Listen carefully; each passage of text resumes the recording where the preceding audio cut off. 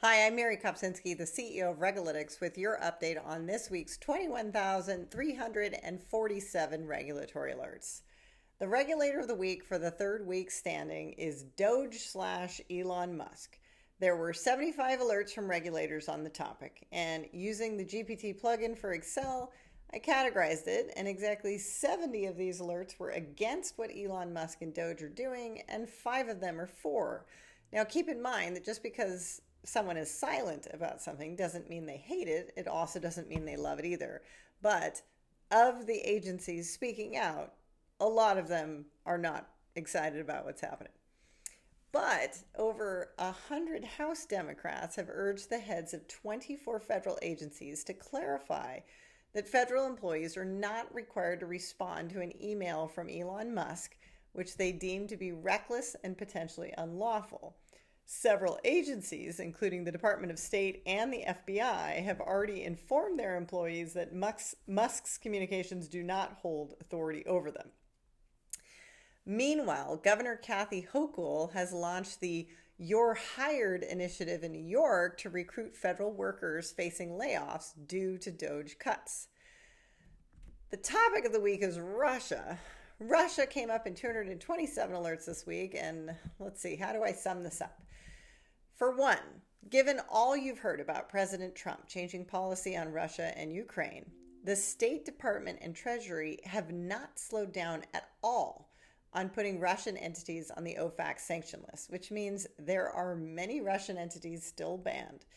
But sometimes silence is also a message, because European countries, Canadians, Australia, even the United Nations put out a statement about the 3-year anniversary of the invasion of Ukraine. And many of them also included commentary on the anniversary of Alexei Navalny's death. The EU this week imposed stricter sanctions on Belarus due to its involvement in the Russian aggression against Ukraine.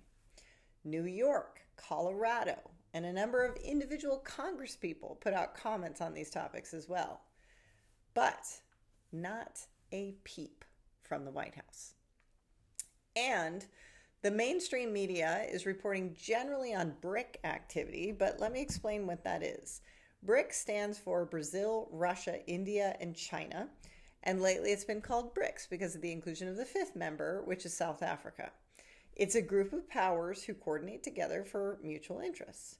Well, I can see that Putin and Chinese President Xi Jinping have been on the phone to each other this week. I can also see that Brazil is planning to host the next BRICS conference. I can see that the rest of the world is trying to navigate both the US and the EU and trying to adjust to the ever-changing balance of power. But the biggest bellwether to me is the Congressional Research Center. Again, I can't emphasize enough that if you want to be the smartest person in the room on US policy, just read these 1.5-page briefings on anything and everything. The Congressional Research Center is a bipartisan agency that researches topics as unbiasedly as possible and briefs Congress ahead of any vote. So they put out this week a study on the impact of sanctions on Russia. And the answer is not much of an impact at all. Russia was far more impacted by the 2008 financial crisis than it's been by the significant boycotts from Europe and the US. The 3 reasons the CRS gives is that Russia, 1, switched to wartime production and has spent a lot of its GDP on military. 2, BRIC partners plus Turkey and Saudi Arabia have made up for the shortfall. And 3, energy exports. We still haven't stopped them from sending us energy. So please also note this week that the Chinese State Council came out with a statement that in 2024, China's intelligent computing power is projected to reach 725 exaflops, whatever that is, which is a growth rate of 74%, which is more than 3 times the increase in general computing power in the world. So the last notable alert I'd like to point out in relation to South Dakota, who only years ago was competing to be the least regulated state, but now aggressively puts out laws against what can and cannot be taught in South Dakota, including you can't teach critical race theory. Well, this week, South Dakota passed an act that requires all certified educators to take a course in South Dakota Indian Studies.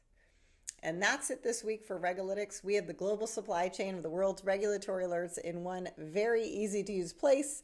If you need a solution to anything related to regulation, give us a call.